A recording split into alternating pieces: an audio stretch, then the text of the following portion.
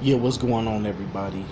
It's your boy RC Poetic Soul back again, and here's a story I want to talk about with you guys, and it's very deep and personal. It's amongst current events that have happened recently, where this girl from Wisconsin had been abducted, and she had been held captive for 3 months by this guy who just completely, I guess maybe he was always a bit off, or perhaps he transformed himself into somewhat of a recluse. I'm not sure, but his name is what was his name again? Jake Patterson.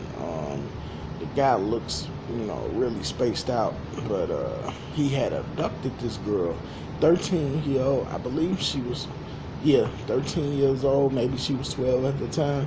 Her name is Jayme Closs, and he had murdered her parents.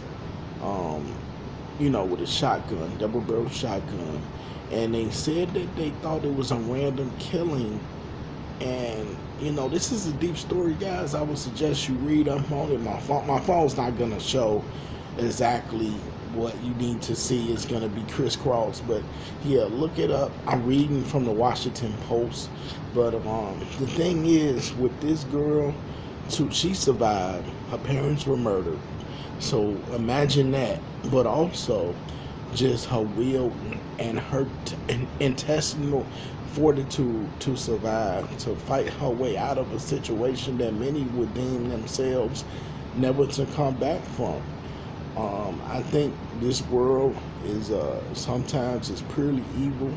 Most times it is actually purely evil, and it's a cold, harsh world to be in. He didn't know this girl, and he had taken her from her folks, to which he had slain them. And a bit of breaking news was saying that he had spotted Jayme Closs. That's the abducted victim girl, because she was, yes, she was a victim. Thank God she wasn't killed. Nobody, I'm not sure what happened. Like, she was in a cabin, in a desolated cabin with this guy, and people would come over, and he would hide her, silence her, so individuals would come to the house and they would not hear a peep, would not know she was there or nothing. And so I was reading here, it says he spotted Jayme Closs at a bus stop, then launched a deadly plan to kidnap her. And I gotta ask myself, I see, here's the thing. If we could spend so much time thinking negative and evil, how come we can't spend as much time thinking of something positively inspired, to do something to help others, to help ourselves? And that's a question that's gonna hang, but that's what it's intended to do. So I mean, so 3 months she was gone. It was a long, a months long manhunt while they were searching for this girl that was actually an hour away. She was an hour away from her home, her residence. And so they were saying here, that, and this guy, he had planned on this evil. It says he shaved his head and his face, wiping down his father's shotgun and six 12 gauge shells to avoid leaving a physical trace. So this guy had planned his evil, and like I say, you can spend all this time thinking up some evil concoction, but positivity, benevolence in the world, compassion for human beings. People don't know nothing about it, nor do they want to know. And it says he replaced his car's license plate with a set he had stolen, and then he removed the cord from the trunk that allowed people to open it from the inside. And then when he showed up at a home in rural Wisconsin in a black coat, and I'm not sure what, I've never seen this word in my life. BALACLAVA. I know that I know a lot of words, and as an aspiring writer, I seek to obtain the knowledge of knowing every word. I used to read dictionaries for fun. I've never seen that, but I imagine it's some piece of clothing. And it says he showed up with one purpose: to kidnap a 13-year-old girl whose name he didn't even know.